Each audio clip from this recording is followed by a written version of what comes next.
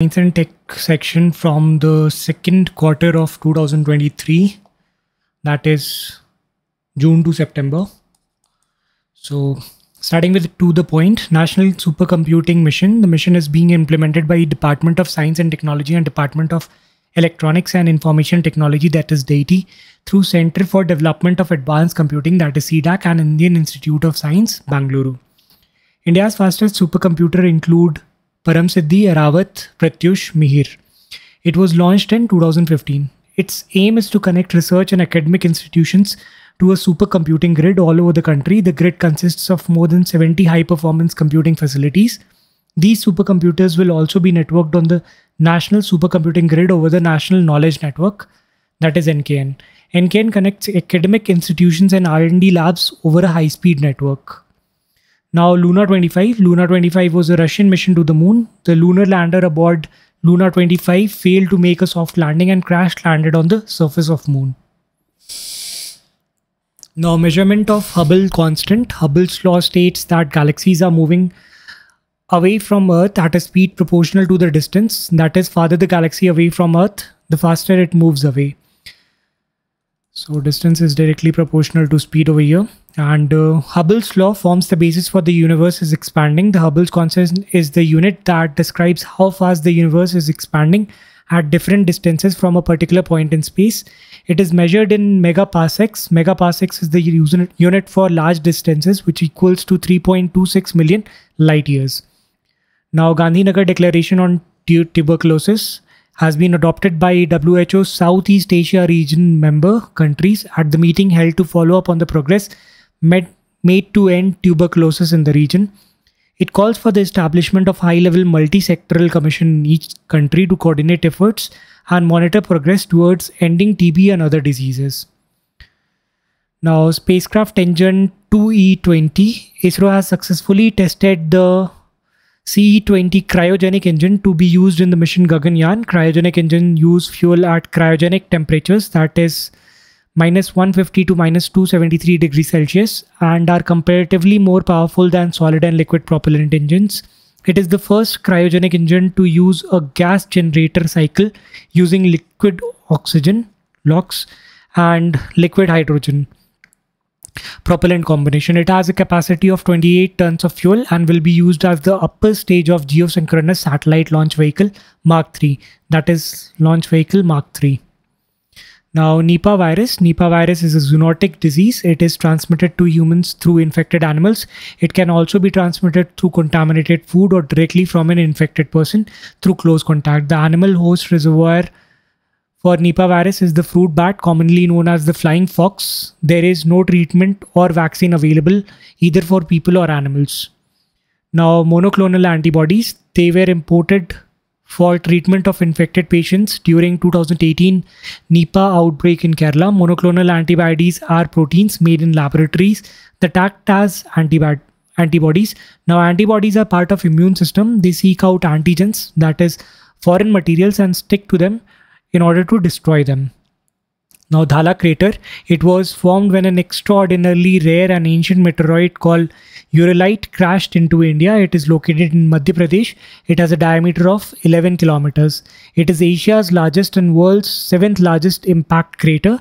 In India, there are 3 meteor impact craters, which is Ramgarh in Rajasthan, Lonar in Maharashtra, and Dhala in MP.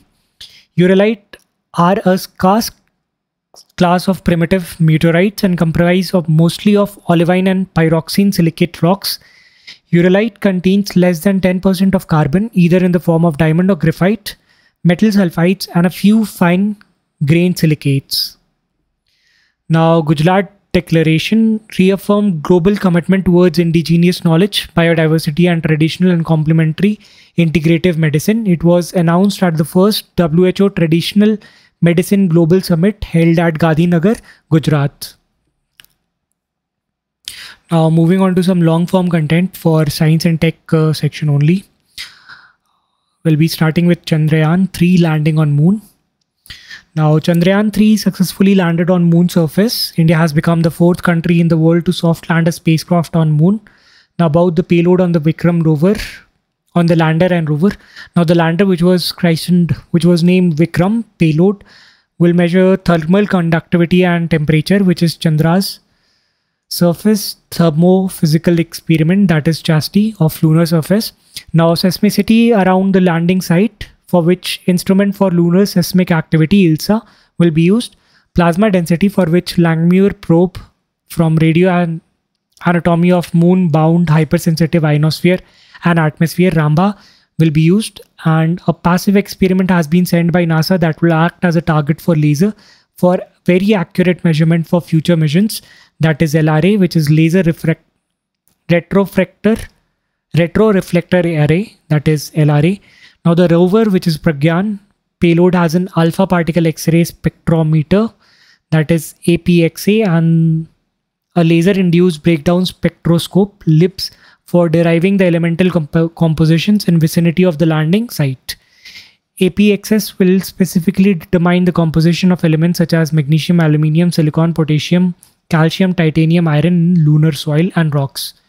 Now, Pragyan mission has a life of 1 lunar day, which is approximately equal to 14 Earth days. Now, key discoveries of Chandrayaan-1 and Chandrayaan-2 mission. Water on moon. Chandrayaan-1 discovered water and hydroxyl molecules in moon's atmosphere and its surface.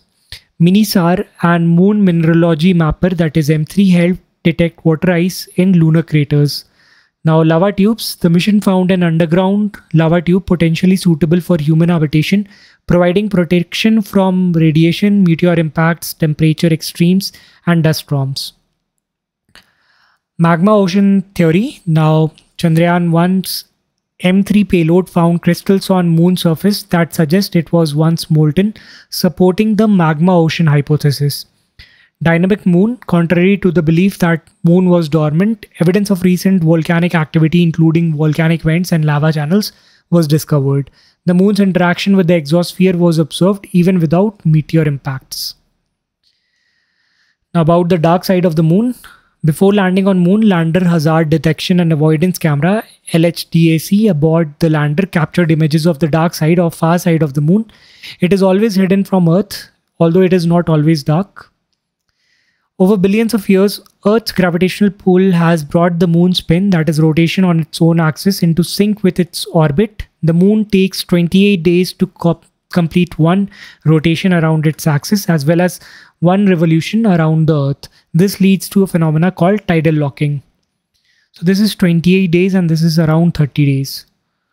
Now with the moon's rotation and orbit keeping it forever in step with Earth, only one part of it is visible. The unseen part is called far side or dark side of the moon. The term dark side can be misleading because it also experiences day and night like near or visible side of the moon. It is only that far side is never visible from Earth, which is why dark. Because the far side of moon is shielded from radio transmissions from Earth, it is considered a good location for placing radio telescopes for use by astronomers. Now, China's Chang'e 4 mission is the only lunar mission to have successfully landed on the far side of moon. Luna 3 spacecraft of USSR photographed the far side of the moon for the first time in 1959. The near side of moon is smoother and has more large volcanic plains called Maria compared to the far side. On the far side, there are large craters likely from asteroid impacts. Now, JUPEX, that is Lunar Polar Exploration Mission. Lunar Polar Exploration Mission, that is LUPEX, is a joint mission of Indian and Japanese space agencies to explore moon's polar region. Its aim is to explore lunar polar region suitability for establishing a base on moon for sustainable activities. It is also intended to obtain knowledge regarding the availability of lunar water ice resource and demonstrate lunar and planetary surface exploration technologies such as vehicular transport and overnight survival. It will be launched in 2024-25. The launch vehicle and rover will be contributed by Japanese agency and the lander will come from ISRO. Now, ISRO's Aditya L1 mission. ISRO has successfully launched the Aditya L1 mission. It is India's first mission dedicated to study the sun. Now, about Aditya L1 mission, it is India's first mission dedicated to observe sun. It will be placed in a halo orbit encircling the first Lagrangian point within the Sun-Earth system. The L1 point is situated approximately 1.5 million kilometers from Earth. It will take approximately 4 months to reach L1 point from launch. Now, anatomy of Sun. There is the core, then we have the convective zone, then we have the photosphere, then we have the chromosphere, then we have the corona, and finally the atmosphere. Now, the planned duration of the mission is for approximately 5 years. The mission carries 7 payloads to observe the photosphere, chromosphere, and corona particles and magnetic field detectors. The objective of the mission includes to study the solar upper atmospheric, that is chromosphere and corona, dynamics and the nature of solar winds, the study of chromospheric and coronal heating, and the physics of partially ionized plasma. Now, chromosphere. The chromosphere is a thin layer of plasma that lies between Sun's visible surface, that is the photosphere, and the corona. It extends for at least 2000 kilometers above the surface. Now, corona is the uppermost portion of the Sun's atmosphere, and it extends many thousands of kilometers above the visible surface of Sun. The corona is much hotter than Sun's surface, about 1 million degrees Celsius compared to 5500 degrees Celsius at the surface.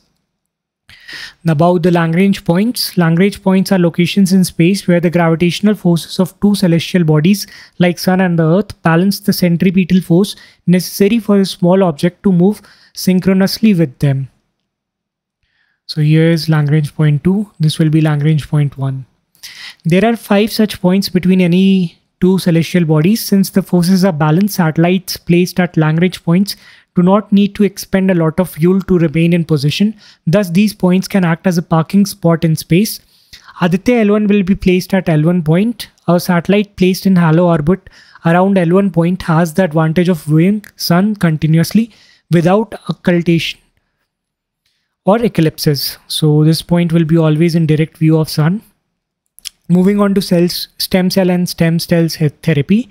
The Delhi High Court has allowed 2 children with autism spectrum disorder to undergo stem cell therapy. Stem cells are unique cells in human body that have the ability to develop into many different cell types with specific functions. They are characterized by 2 key properties, that is self-renewal and differentiation. Now, something about stem cell therapy. Stem cell therapy is also known as regenerative medicine. Stem cell therapy promotes repair response of diseased, dysfunctional or injured tissues using stem cells or their derivatives. Researchers grow stem cell in a lab. These stem cells are manipulated to specialize into specific types of cells such as heart muscle cell, blood cell, nerve cell, etc. The specialized cell can then be implanted into a person. Example, if the person has heart disease, the cell could be injected into the heart muscle. The healthy transplanted heart cells could then contribute to repairing the injured heart muscle. Now, the 2 types of stem cells are 2 properties of the stem cells. The first is self-renewal, that is, stem cells can divide and make exact copies of themselves. This ability allows them to maintain a constant population of stem cells in the body. Second is differentiation, that is, stem cells can differentiate into specialized cells with distinct functions. For example, they can become blood cells, nerve cells, muscle cells, or any other type of cells found in the body. Now, different types of stem cells. We have the embryonic stem cell, adult stem cell. Now, embryonic stem cells, they are derived from embryos, typically at the blastocyst stage, that is a very early stage of embryonic development. Embryonic stem cells have the potential to become any type of cell in the body and are considered pluripotent. Adult stem cells, these stem cells are found in various tissues and organs throughout the body. They play a role in tissue maintenance and regenerations. Adult stem cells are typically multipotent, meaning they can differentiate into a limited range of cell types specific to the tissue or organ where they are located. Now, induced pluripotent stem cells. Now, iPSCs are adult cells that have been reprogrammed to return to a pluripotent state similar to embryonic stem cells. This reprogramming is usually achieved through genetic manipulation. Now, recombinant malaria vaccine, that is Mosquirix. The new vaccine RTS-AS01 RTS.S with its trade name Mosquirix has been endorsed by WHO. This is the first and only malaria vaccine to have shown the capability of significantly reducing malaria, life-threatening severe malaria in tests done on young African children. It has been developed by GlaxoSmithKline in partnership with Path Malaria Vaccine Initiative. The vaccine acts against P. falciparum, the most deadly malaria parasite globally and the most prevalent in Africa. It targets a protein called circumsporocyte in Plasmodium falciparum. It is a recombinant protein vaccine which includes DNA from more than one source. The vaccine is formulated with an adjuvant called AS01. It is designed to prevent parasites from infecting the liver, where it can mature, multiply, and infect red blood cells, which can lead to disease symptoms. It is considered safer as compared to vaccines derived from live viruses, as they are non-replicating and lack any infectious components of viral parasites. Now about malaria. Malaria is caused by the bite of female Anopheles mosquitoes, which is the vector, and if the mosquito itself is infected with the malaria parasite. There are 5 kinds of malaria parasites: Plasmodium falciparum, Plasmodium vivax, the commonest one, Plasmodium malariae, Plasmodium ovale, and Plasmodium knowlesi. Flexi fuel vehicles. World's first BS6 Stage 2 electric flex vehicle was launched in India in a push to using alternative fuels like hydrogen, flex fuels, and biofuels. It is an alternative fuel vehicle that has internal combustion engine designed to run on more than one fuel. An electrified flex fuel vehicle has both a flex fuel engine and an electric powertrain. This gives it the ability to provide dual benefit of using higher ethanol use and much higher fuel efficiency through the use of electric powertrain. The engine control module is also calibrated to accommodate the higher oxygen content of ethanol. The use of ethanol blending sharply lowers harmful pollutants such as carbon monoxide, sulfur, carbon, and nitrogen oxides. Blending also helps cut oil imports. However, cost of ownership and operation for flex fuel vehicles is very high compared with regular vehicles. First of all, the cost of engine is very high, and second, the maintenance is also very high. Now, satellite internet services and Starlink.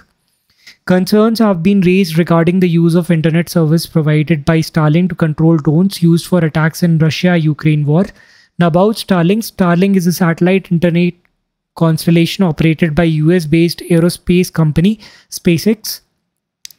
Satellite internet refers to internet services provided through satellites used for communication. Satellite internet has remained a challenging proposition due to prohibitively high cost and poor connectivity.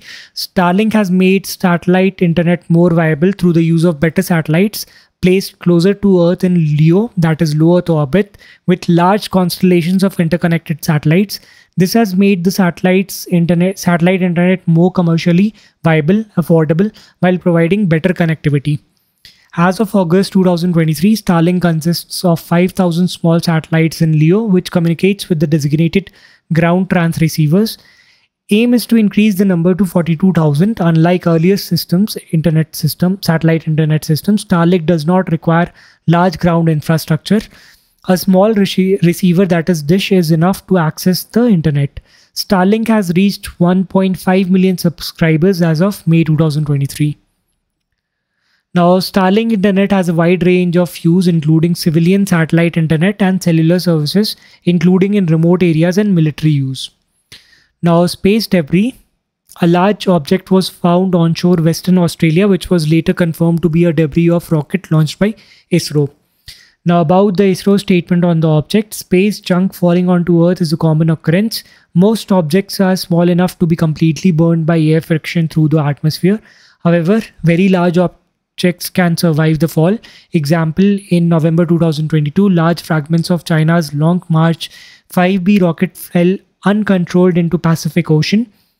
According to ISRO, the object was most likely an unburned part of PSLV rocket that launched a navigation satellite for IRNSS constellation 2 months ago. Now, Convention on International Liability for Damages Caused by Space Objects. It is one of the several international agreements that complements the Outer Space Treaty. The Outer Space Treaty is the overarching framework guiding the behavior of countries in space. The convention deals with damage caused by space objects to other space assets, as well as damages caused by falling objects on Earth. It makes the launching country absolutely liable to pay compensations for any damages caused by its space object on Earth or to a flight in air. The country where the junk fall can stake a claim for compensation if it has been damaged by the falling object. Under the treaty, only a state can seek damages from another state and not an individual. Now, Maya OS, the Ministry of Defense has decided to replace the Microsoft operating system in all computers connected with internet with Maya OS. Now, about Maya operating system. Maya operating system is an operating system based on Ubuntu, a popular Linux distribution that uses free and open source softwares. It has been developed by Ministry of Defense with the help of DRDO, CDAC, that is Center for Development of Advanced Computing, and NIC. So 1, 2, 3, and 4. 4 institutions are involved with the development of Maya OS. Now, Maya OS has similar interface and functionality as Windows OS, making it easy for users to adopt. Now, open source software. Open source initiative provides a commonly accepted definition of what constitutes open source. The work must allow free redistribution. The source codes needs to be made available to all. It must be possible to create further works based on it. There must be no limitations of who may use the work or for what purpose. So conditions like no commercial use won't classify as open source. The work must not require an additional license on top of the one it comes with. The license must not depend on specific distribution format, technology, or presence of other works. Now, the Maya OS offers a number of features such as cloud storage integration, full disk encryption, digital signature, biometric authentication, etc. It also has a feature called Chakravyuh, which is an endpoint anti-malware antivirus software that creates a virtual layer between the user and the internet, blocking hackers from accessing sensitive data. So Chakravyuh here is important. Moving on to superconductivity, scientists from South Korea have claimed to have developed a room temperature superconducting material LK99. However, the scientific community has refuted the claims, and this has been, I think, discredited. Now, about superconductors, it is a material that achieves superconductivity. Superconductivity refers to the phenomena where a material shows no electrical resistance, does not allow magnetic fields to penetrate inside. An electric current in a superconductor can persist indefinitely. Now, LK99, researchers from South Korea claim to have developed a superconductor LK99 that works at room temperatures, that is up to 120 degrees Celsius and ambient pressure. It is a mix of powdered compounds of lead, oxygen, copper, and phosphorus with chemical formula of whatever. However, other scientists have refuted the claim, providing proof that the observed superconductivity phenomena was due to the presence of impurities. Now, electrical resistance of most materials falls with decrease in temperature. Superconductors have a critical temperature below which superconductivity is achieved. Now, critical temperatures are extremely low. For gallium, it is minus 272.05 degrees Celsius. For aluminium, it is minus 271. For tin, it is minus 269.45, etc. Now, room temperature superconductors can have potentially revolutionizing use, like super efficient electricity grids, virtually eliminating transmission losses, ultra fast and super efficient computer chips, powerful magnets for magnetic levitation trains, and controlled fusion reactors, among others. They can be very useful in developing quantum computers. Now, the resistance of a material to flow of electric current decreases with temperature. For superconductors, the resistance suddenly falls to zero below the critical temperature. So, for superconductors, it suddenly falls to zero at the critical temperature. Normal materials, it still has certain resistance even at 0 Kelvin. Now, the biggest challenge in maintaining extremely low temperature to achieve superconductivity. Some materials have displayed superconductivity at room temperature but require extremely high pressure, rendering them impractical. Example will be lanthanum, decahydride, LaH10, which is by high pressure because 10 hydrogen atoms have to be attached to lanthanum. Displays superconductivity as minus 23 degrees Celsius but requires pressure of 2 million atmospheres. Now, 3D printing. India's first 3D printed post office has been inaugurated in Bengaluru. Now, 3D printing is also known as additive manufacturing. It is a process that uses computer-created designs to make three-dimensional objects layer by layer. It is an additive process in which layers of materials like plastic, composites, or biomaterials are built up to construct objects that range in shape, size, rigidity, and colors. It is in contrast to conventional manufacturing processes like machining, which is removal of material, which is also called subtractive manufacturing, to achieve the desired shape. Since material is not removed and added, 3D printing method leads to much less wastage of material. Now, process of 3D printing. A detailed 3D model of the object is prepared through CAD, which is computer-aided design tool. The 3D model is used by 3D printers to build the object. The 3D printers are controlled by computers that precisely control the printing or the manufacturing process. The 3D printing uses a layering method, that is, desired shape is created by depositing thin layers of material over the other. 3D printing is being used in multiple industries like healthcare, automobile, aerospace, etc. In May 2023, aerospace manufacturing company Relative Space launched a test rocket made entirely from 3D printed parts measuring 100 feet tall and 7.5 feet wide. Now, biofortification. ICAR and its various research institutes have released several biofortified crop varieties rich in micronutrients such as iron, zinc, beta-carotene, zinc, and iron-rich rice varieties, which is DRR Dhan 45, CR Dhan 310, vitamin A rich potatoes, which is Bhusona, high zinc wheat, which is WB02. Now, biofortification. Biofortification is the process of improving the nutritional quality of food crops. Biofortification can be achieved through agronomic practices, conventional breeding, or biotechnology-based approaches like genetic engineering and genome editing. Biofortification of rice is to improve macronutrients, iron and zinc, through genetic modifications with genes from apple. Iron is essential for hemoglobin in the blood to transport oxygen, and zinc is essential for immune system, cell divisions, growth, wound healing. Now, these are all our functions of zinc. Moving on to hydroelectricity. Researchers at University of Massachusetts have successfully developed a technology to utilize moisture present in the air to produce electricity. Hydroelectricity refers to electricity generated from moisture present in the humid air. This idea was first proposed by Nikola Tesla. Electricity from moist air can be generated by using thin devices comprising of two electrodes, a layer of material filled with nanopores. These nanopores, each of less than 100 nanometers in diameter, allow the water molecules from air to pass through the device. As these molecules move from an upper chamber to a lower chamber, they interact with the edges of the nanopores, leading to a buildup of electric charge imbalance between the chambers. This process effectively transforms the device into a miniature battery, generating continuous electricity. Now, moving on to Artemis Accords. India has agreed to join the Artemis Accord related to peaceful cooperation in space exploration. Now, about the Artemis Accords. The Artemis Accords is a non-binding multilateral agreement between US and other countries participating in the Artemis program. Artemis program is a US-led effort to return humans to moon by 2025 with the ultimate goal of expanding space exploration to Mars and beyond.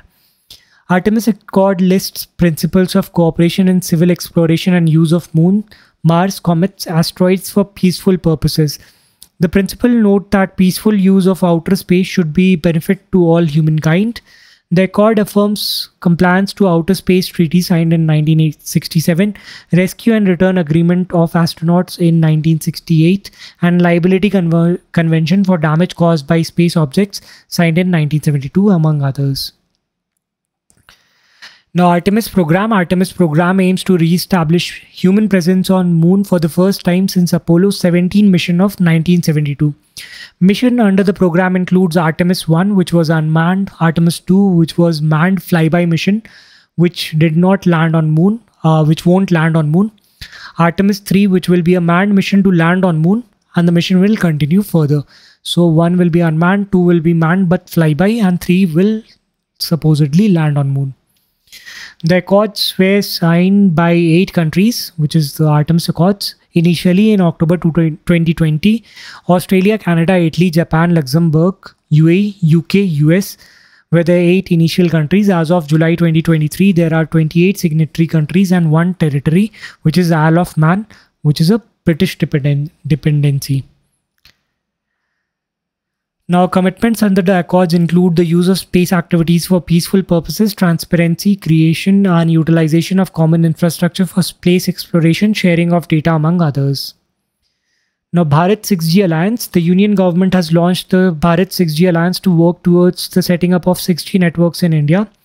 Bharat 6G Alliance, that is B6GA, is a collaborative platform consisting of public and private companies, academia, research institutions, standard development organizations. The objective of Alliance includes to understand business and societal needs of 6G beyond the technical requirements.